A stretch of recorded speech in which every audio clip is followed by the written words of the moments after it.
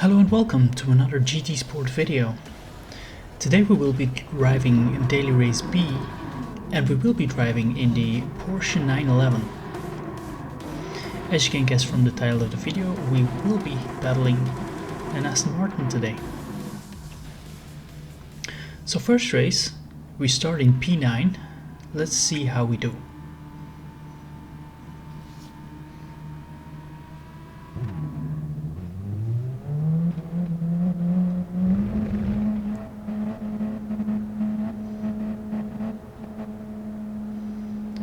This race has a rolling start, so there's not a lot of risk involved to burn out at the start of the race.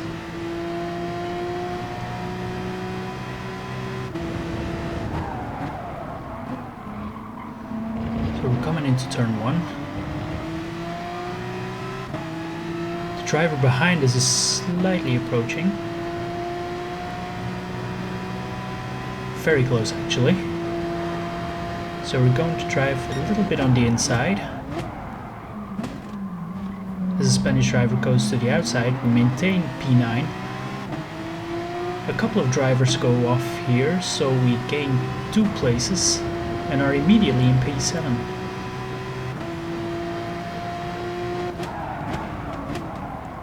Turn 4 now. I once again go slightly into the inside, as the drivers behind might be close. Coming out of that corner, we approach the Dutchman in front really close, but don't really manage to overtake him. And here we try it a second time, but we're not really in a position yet to be able to overtake him. As one player in front is paying his penalty, we gain another position and are now in P6.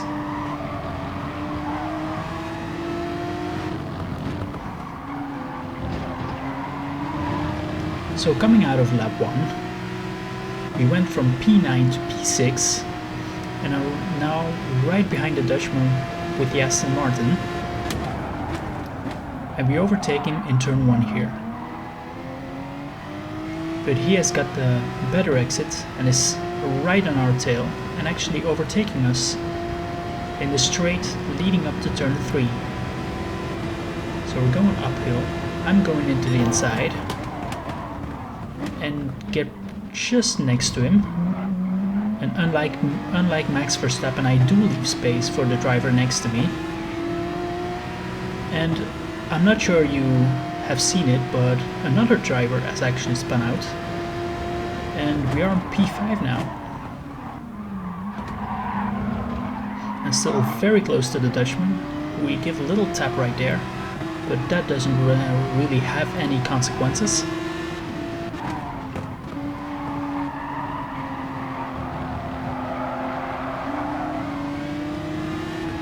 And as you can see in front, the British driver is going to serve a penalty of 2 seconds. So that is another position we are able to take. So we're going from P5 to P4. So now with the Dutchman in front, we are in a battle for P3.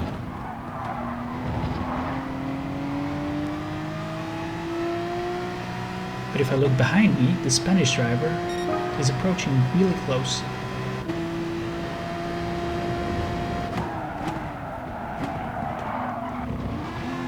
Going into turn 1, my exit isn't really that good. So you can see that the Spanish driver behind me is really gaining. And actually in this corner I'm going slightly to the inside to force him to the outside. And I miss my braking point a little bit and somehow I slide past the Dutchman in the Aston Martin. And somehow end up in P3. But in the back straight leading up to P4, he forces himself on the inside and takes back his 3rd position.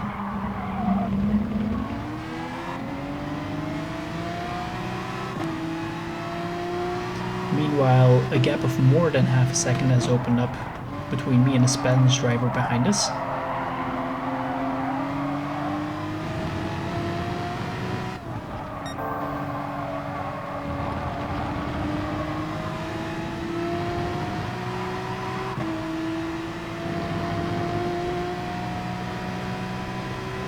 We're almost at the end of lap 3 now.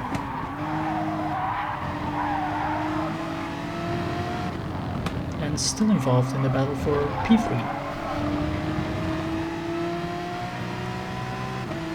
Meanwhile in front you can see that the drivers in P1 and 2 are getting away, so our hopes for getting any further than P3 are next to nothing.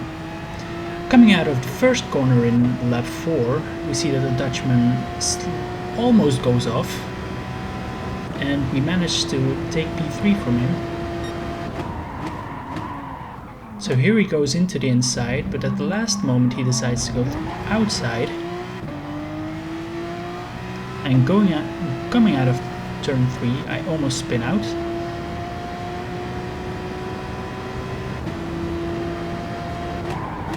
And the Dutchman tries to overtake me on the outside again. But we managed to hold on to our third position.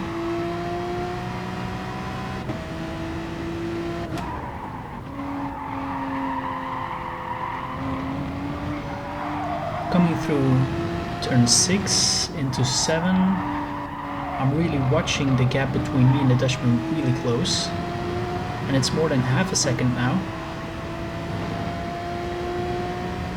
So as he's not really in a position to attack me anymore, I'm at liberty to take this corner as fast as I can, but I slightly miss the apex.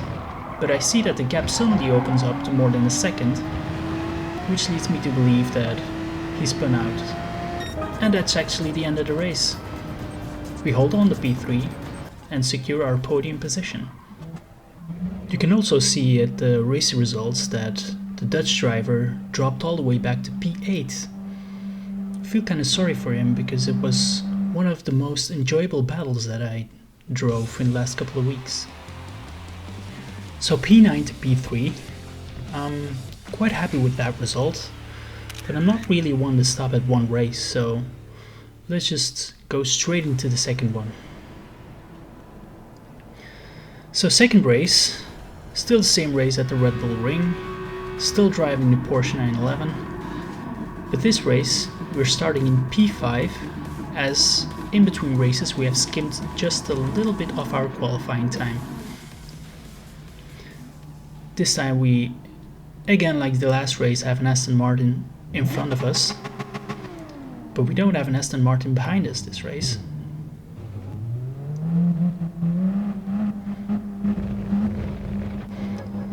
So let's see if we can improve our result from last race.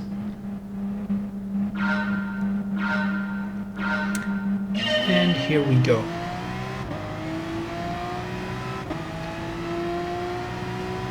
And as a starter, I hope that we survive the first corner. So here's first corner. Actually our exit here is really good. And we already open up a gap of about a second to the drivers behind us. We're not quite in a position to overtake the British driver yet, as we go around the outside. We're trying to get the cutback, but don't really manage to overtake him. Meanwhile, the gap to the drivers behind is already more than a second. So it seems that we already have quite a bit broken loose from them.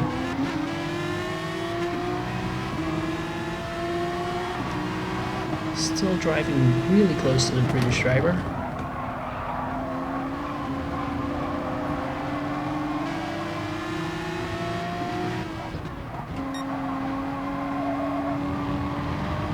Coming out of this corner, quite a gap has opened up between us. But we're still in the slipstream, so we're still catching up. And nothing much has changed at the end of lap 1. Still in P5. We do still have the slipstream on the driver in front of us. So coming into lap 2. First corner, we stay right on the tail of the British driver. So as we are creeping close, We're going to try to overtake him, but in our approach to turn 3 we don't really manage to. But coming out of the corner we are really right on his tail, and we can create an opportunity here. So here we go, going to move into the inside, braking into the corner, he backs off. Initially we take the position, and he tries to get the cutback, but watch the radar. He spins off, and a gap of more than a second opens up. And then we're actually driving. So now we're skipping to lap 4, where we see the French driver in front of us spinning off, and we managed to secure P3. And that's actually the last exciting thing happening in this race. So we end the race, like the first one, in P3. If you're looking at the race results, you can see that the British driver we were initially battling ended up all the way down the order, which is quite unfortunate, because he was driving quite well up to the point that he spun off. I have also grown quite fond of the Porsche GT3 car, so I might be using it in later GT3 races. But anyway, this is all I have for you today. Hopefully see you in the next video.